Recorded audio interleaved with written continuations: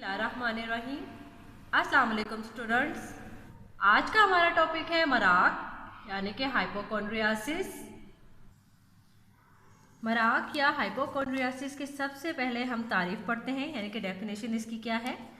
मराक की इस्तिलाह वसी पैमानों में इस्तेमाल होती है और इससे मुराद वो हालत ली जाती है जिसमें मरीज़ को अपने जिस्म और सेहत के मुतालिक बहुत ज़्यादा तशवीश रहती है।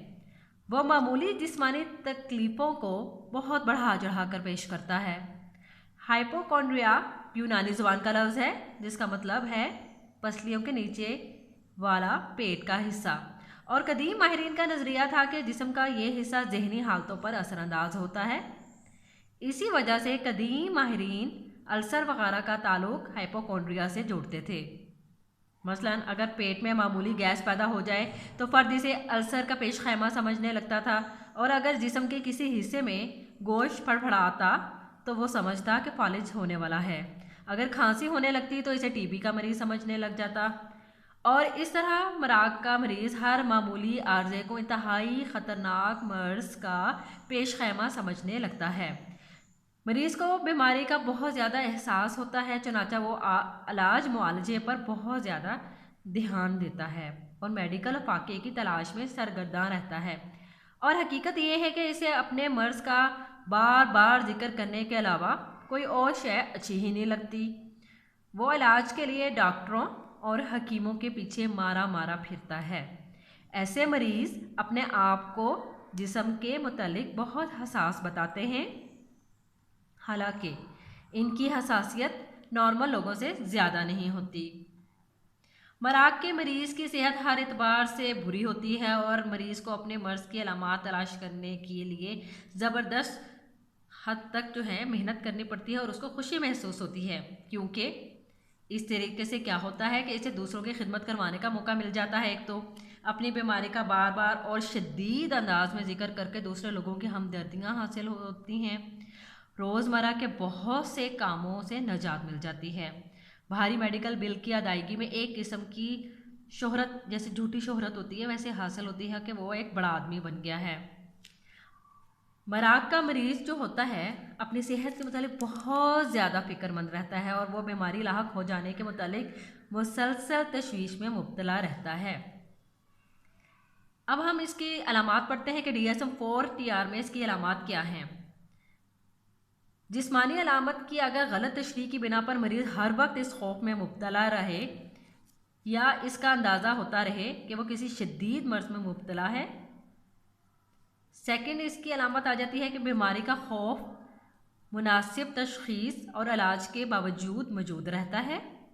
थर्ड आ जाती है इसकी अलामत के जिस एतकाद का, जैसे कि हमने ऊपर बयान किया है कि जिस्मानी अलामत की गलत तशरीह की वजह से जो है मरीज़ हर वक्त खौफ में मुब्तला रहता है, वो सिर्फ वसवसे की शिद्दत तक महदूद नहीं होता और ना ज़ाहरी जिस्मानी बीमारी की ख़राबी तक महदूद होता है, बल्कि ये इसकी जिस्मानी जो ख़राबी है वो उस तक जो है लाहक होगा। नेक्स्ट इसकी जो है अलामत आ जाती है कि शदीद बीमारी का खौफ बड़ी तकलीफ़ का बायस होता है और ये समाजी, कारोबारी, पेशावराना या दूसरी अहम किस्म की जो सरगर्मियाँ होती हैं ज़िंदगी की, उनको बुरी तरीके से मुतासिर कर रहा होता है। नेक्स्ट आ जाता है इस बीमारी का दौरानिया कम अज़ कम 6 माह का होता है।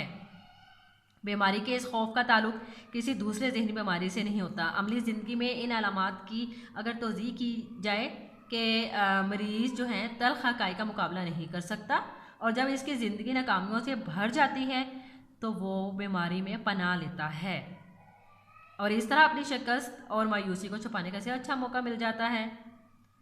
इसके अलावा भी जो है कई अलामात जो हैं देखी जाती हैं, जैसे बार्लो ने अपनी किताब एबनॉर्मल साइकोलॉजी में कुछ वजूहात जो हैं बताई हैं, तो वो वजूहात हम डिस्कस करते हैं कि क्या क्या वजूहात हो सकती हैं। जैसे कि मराक बुनियादी तौर पर वकूफ़ या अदराक का ऐसा आर्जा है जिसके साथ शदीद हैजानात वाबस्ता होते हैं। इसमें जिस्मानी बीमारी साबित करने के लिए जिस्मानी इशारों और हवास की नाकस और गलत तशरीह की जाती है और ज़िंदगी के जो वाक़यात होते हैं हमारे, उनके मुतालिक मनफी पहलुओं पर तवज्जो जो है वो मरकूज़ की जाती है। इसके अलावा जो है मराक के जो मरीज़ होते हैं वो हवास पर फौरी और बहुत ज़्यादा तवज्जो मरकूज़ कर लेते हैं और अलामात की गलत तशरीह करते हैं, जिससे तशवीश बढ़ती है और ये तशवीश मज़ीद जिस्मानी अलामात पैदा करने का जवाज़ बन जाती है। मरीज़ मुबहम मोहिजात को बहुत ज़्यादा ख़तरनाक समझ लेता है, जैसे कि सर दर्द हो मामूली किस्म का तो उसको ब्रेन ट्यूमर का नतीजा समझ लेता है। तो केल्नर जो है वो कहता है कि ये मर्ज़ जो मराक है ये एक वरासती मर्ज़ है और फैमिली में आगे चलता है और ये मर्ज़ फैमिली मेम्बर से सीखा भी जाता है। और दीगर माहिरीन जो हैं मराक की कुछ वजूहात बयान करते हैं, जैसे कि वो कहते हैं कि मराक इन वाक़यात का नतीजा होती है जो ज़िंदगी में फ़शार और तनाव पैदा करते हैं। फैमिली इस मर्ज़ का मौजूदगी क्या बच्चे पर असर पड़ता है अगर फैमिली में ये मर्ज़ मौजूद हो, पहले से रन कर रहा हो। इसके अलावा दूसरे लोगों की हमदर्दियाँ और तवज्जो हासिल करने का ज़रिया हो सकती है।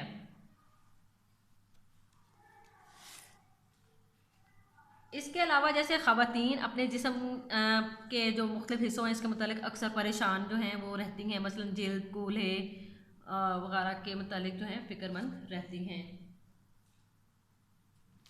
उनको लगता है कि जैसे उनको कोई मर्ज़ लाहक हो गया हो। अब हम इसका इलाज या ट्रीटमेंट प्लान की तरफ चलते हैं। कुछ माहिरीन के नज़दीक इसके इलाज के मुतालिक कुछ ज़्यादा नहीं किया गया, लेकिन जो कुछ इलाज साइकाइट्री वार्ड में किया जाता है वो हम देखते हैं कि इलाज के लिए वकूफ़ी तरीका जो है वो ज़्यादा मौसर होता है, क्योंकि इनके वकूफ़ात को जो है कॉग्निशन को चेंज किया जाता है। मुआलिज जो है मरीज़ में मसनूई अलामात पैदा करके ऐसे यकीन दिलाता है कि जो इसकी अलामात हैं इसकी अपनी पैदा करदा है और इसके अपने कंट्रोल में हैं। मुसलसल इंटरव्यू और काउंसलिंग से जो है ये मुफीद साबित होता ही है कि उसकी वकूफ़ी नशुरमा, उसके वकूफ़ी तरीका इलाज से उसके बेहतर तरीके से इलाज जो है वो किया जाए।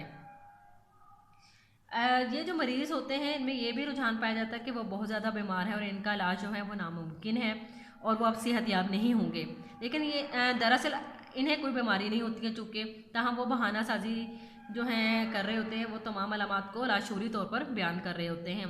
ऐसा जो मरीज़ होता है लाशूरी तौर पर इस बात का ख्वाहिशमंद होता है कि इसकी तरफ तवज्जो दी जाए और उसे नापसंदीदा जिम्मेदारियों से छुटकारा दिलाया जाए। अगर इनकी ख्वाहिशात के बरक्स कोई जिम्मेदारी सौंपी जाए तो इनके मर्ज़ के अलामात में शिद्दत पैदा हो जाती है।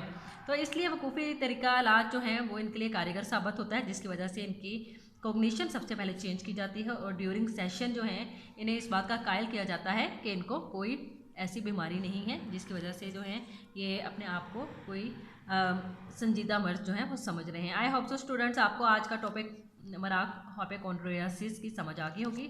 थैंक यू, अपना ख्याल रखिएगा। अल्लाह हाफिज़।